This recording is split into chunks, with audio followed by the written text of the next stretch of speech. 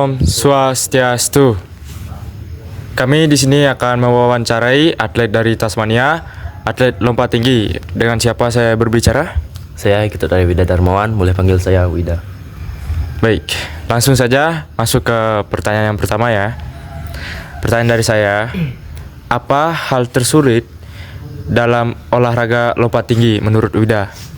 Hal tersulit menurut saya, mungkin lompat tinggi juga termasuk bidang yang atlet yang sulit ya. Jadi sulitnya itu banyak sekali, ada teknik-teknik yang perlu dikuasai, dan juga lompat tinggi itu sangat riskan. Jadi dari cedera dan mungkin badan sakit-sakit lah. Jadi yang sangat sulit itu teknik dan latihan dasar dari lompat tinggi.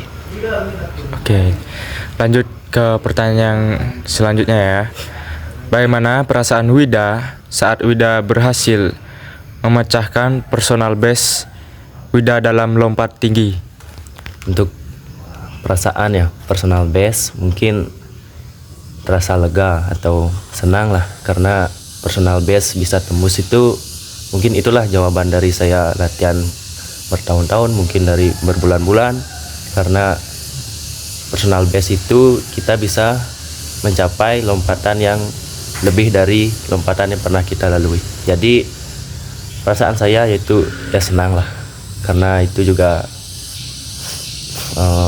reward, self reward bagi saya. Baik, pertanyaan selanjutnya, berapa jam Wida berlatih dalam seminggu? Untuk berlatih dalam seminggu, mungkin dalam seminggu itu kan saya latihannya biasa 3 kali. Setiap saya latihan tuh mungkin 2 jam lah, atau 2-3 jam lah. Itu kalau pagi saya latihannya dari jam 6 sampai jam 9 saya sudah selesai. Jadi 2 jam saja sudah cukup, tapi itu maksimal. Ada hari spesifiknya nggak? Kayak Senin, Selasa, Rabu, atau Kamis, Jumat, Sabtu begitu? Atau acak aja? Saya ada jadwal 1 minggu itu yang tetap itu biasanya hari Jumat dan Sabtu. Untuk latihan tambahnya itu saya biasanya hari Senin, tapi itu nggak tentu, biasa hari Selasa, Senin, atau yang lainnya. Tapi yang tetap itu hari Jumat sama Minggu. Baik, pertanyaan selanjutnya akan ditanyakan oleh teman saya, Wachiko. Baik, pertanyaannya selanjutnya, apa makanan favorit yang harus Wida hindari saat mau bertanding? Mungkin makanan favorit yang harus saya hindari itu banyak ya, mulai makanan-makanan atau snack-snack yang saya sukai. Mungkin dari makanan instan seperti mie itu kan saya juga cukup suka, karena makanan-makanan seperti itu saya dilarang oleh pelatih, karena itu juga memang tidak baik untuk seorang atlet. Jadi, dan minuman juga yang berwarna itu, jadi saya disuruh mengurangi mengonsumsi itu. Jadi saya lebih memilih mengonsumsi air putih saja dan makan makanan yang cukup terbilang sehat lah. Baik, pertanyaan selanjutnya, kapan waktu paling tepat untuk makan sebelum lomba?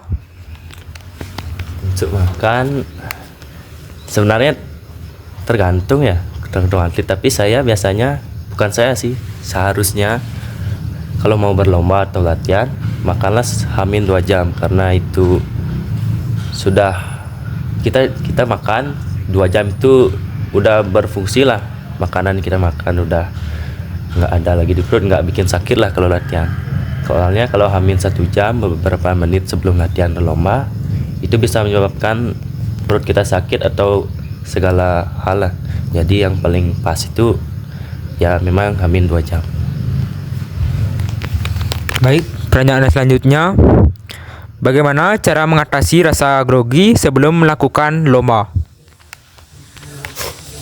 Untuk rasa grogi, saya juga sebenarnya sering rasa grogi ya, tapi cara saya kan di lompat tinggi, saya melompat, sebelum saya melompat saya sih menarik nafas yang cukup panjang, dan saya nggak memikirkan siapa yang menonton, seberapa banyak yang menonton, entah saya gagal atau tidak. Yang penting saya fokus ke tujuan saya, itu melompat, dan saya harus bisa melewati lompatan tersebut. Dan saya juga nggak memikirkan sorakan-sorakan atau berapa banyak yang nonton ya, lebih fokus ke tujuan saya sih, itu aja. Selanjutnya akan ditanyakan oleh teman saya Mahardika. Baik, pertanyaan selanjutnya. Apa yang membuat Wida tetap semangat ketika gagal di suatu perlombaan? Ketika saya gagal ya, ketika saya gagal mungkin itulah jawabannya saya. Mungkin saya kurang latihan, itulah saya motivasi bahwa saya kurangnya di sini, kurangnya di mana, jadi saya bisa mengevaluasi apa kurang saya. Mungkin dari sana saya semangat untuk latihan lagi dan menjadi lebih baik lagi. Itu aja sih. Baik, pertanyaan selanjutnya. Perlengkapan apa yang paling penting untuk lompat tinggi? Untuk perlengkapan nggak cukup banyak sih, mungkin cuma sepatu, tapi sepatu itu memang khusus untuk lompat tinggi karena sepatu itu sangat efisien untuk lompat tinggi, mulai dari